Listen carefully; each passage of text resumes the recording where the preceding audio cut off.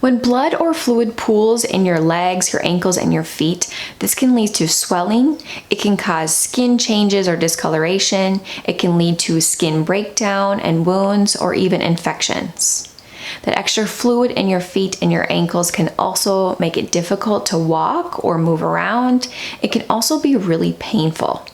My name is Kelly. I am a physical therapist. I specialize in lymphedema and lymphatic health. I also specialize in oncology and cancer rehab. Today in this video, I'm going to share my best tips and exercises for how to improve circulation in your feet and get blood flowing. Before we begin, make sure that you subscribe down below for weekly new videos. You can also check us out on Instagram or on our website for more resources.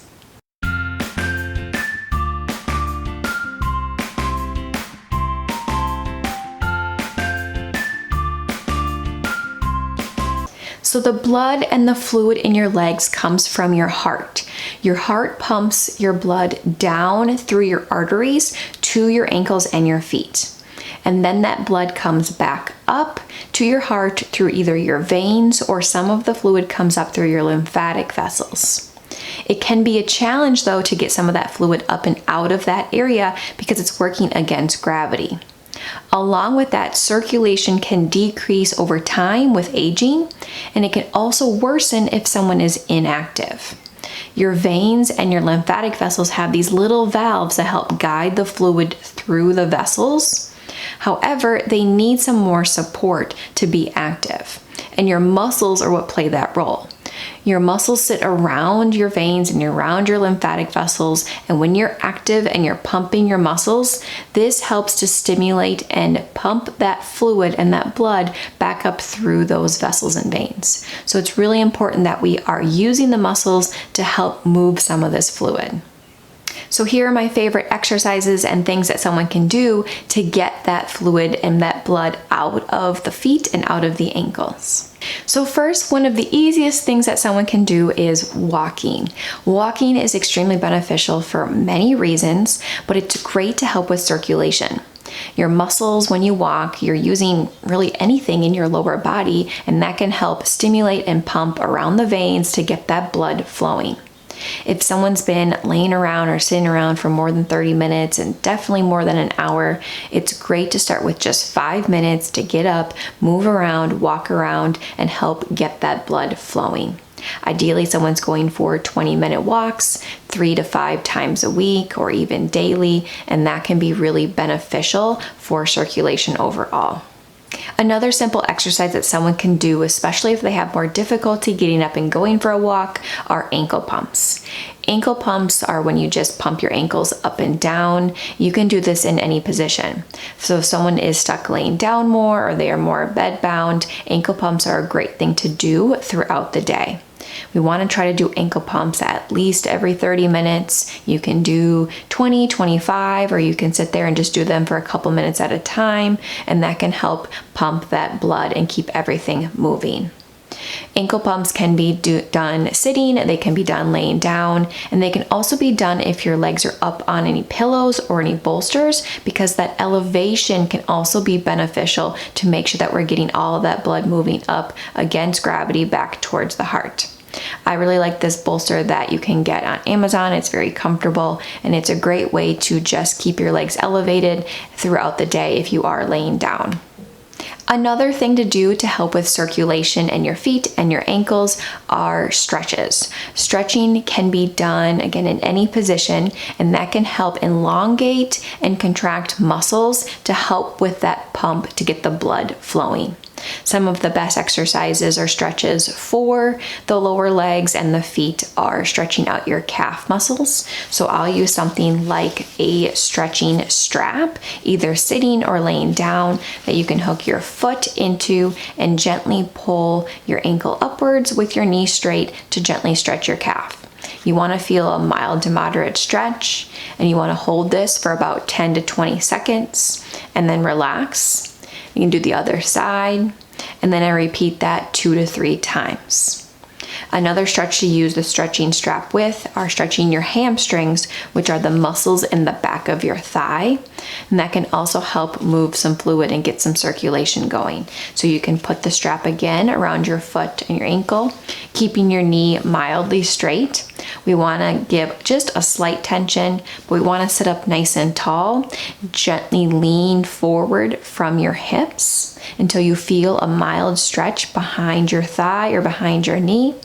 Hold this for about 10 to 20 seconds and then gently relax out of that stretch, and then repeat on the opposite side, and you can do that 2 or 3 times. You can really work on stretching any part of the body. Yoga is another great option. I do have some other videos on gentle lymphatic flow and stretching routines that you can check out on my channel. Another really important and one of my favorite ways to help improve circulation in the feet and the ankles are with compression stockings. Compression stockings not only help move fluid out of an area by reducing swelling, they also can help avoid swelling or blood from pooling in your feet and your ankles, which can help avoid pain or any skin breakdown. Now, when it comes to compression stockings, a lot of people will try them and say they may not work for them, but there are a couple reasons that may be occurring. First and foremost, the most obvious reason would be the level of compression. There are different grades of compression stockings, and if someone goes to a drugstore, they may get a compression stocking that is 8 to 10 millimeters of mercury of pressure, or mmHg.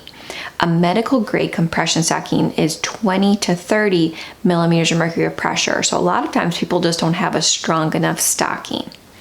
The lighter stockings may work for some, but for a lot of people, they need something stronger. The other thing I look for is that someone has a compression stocking that goes all the way to below the knee. If someone gets the ankle compression stocking, that may work for a few, but for a lot of people, they do have swelling in their lower leg, whether they realize it or not. And so having a stocking that goes to the knee can really help make sure that fluid is moving all the way out of that lower area and then back up towards the heart. The other thing I personally like is to look for one that has a silicone band at the top. And the reason for that, they are a little bit more expensive. However, if someone has one that doesn't have a band, they tend to roll down, as you'll see, and that can cause a tourniquet effect, which is basically like having a rubber band around your lower leg or your calf. And what happens there, it actually will block off circulation, and that'll make it all even worse. And so if you find stockings and they don't roll down, that's great. But if you have that as an issue, then you want to look for one that has a silicone band at the top. Now, yes, there are so many different kinds of stockings out there. There are a lot of different brands on the market. I will link in the description box down below some of my favorite ones that I trust and use a lot with my patients that you can check out a little bit further. The next way we're going to talk about to help improve circulation in the body and in your legs and your feet is with deep breathing. Now, deep breathing, yes, we're working from more of the abdominal area and the chest area. However, all of the blood flow and your lymphatic fluid from your legs and your feet have to come up your legs through your abdomen to get back to the heart. And you have a lot of lymph nodes and lymphatic vessels and veins that are large in your abdomen. And if this area is backed up, then it's going to back up your feet and ankles. So a really easy way to stimulate that area is with that deep breathing. So how we do it is we put our hand on the abdomen. You can gently press inwards on your abdomen, but really taking a big breath, feeling your belly expand out into your hands. And then when you let your breath go, you can gently relax and push your hand gently in. So it's take a deep breath in, feel your belly expand out, and then breathe out. Doing this nice and slow, about 2 to 3 seconds on the inhale and a little bit longer on the exhale. I usually do this about 3 to 5 times at a time, so 3 to 5 breaths. And again, you can do that throughout the day, 3 to 5 times.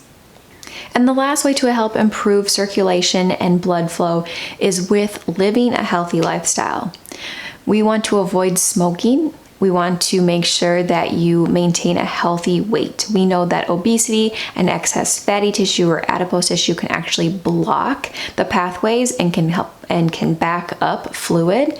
We also want to make sure that you are staying hydrated and getting enough fluid that you are drinking throughout the day. If you limit your fluid because you feel like that causes swelling, just know that that's not true. Actually, when you are dehydrated, you will make the swelling even worse. And we want to make sure that you are getting enough sleep and keeping your stress low and eating a well-balanced diet. You can also wear your compression stockings while you do the exercises we talked about before, or while you're active to help with overall circulation. If you're looking for other resources about leg swelling, I have a lot of information on my channel and various videos that you want to be sure to check out. Make sure that you work with your doctor for more personalized guidance if you have more questions, as this is all general information only. But I hope you all found this video helpful, and we'll see you all in the next video. Thanks, everyone.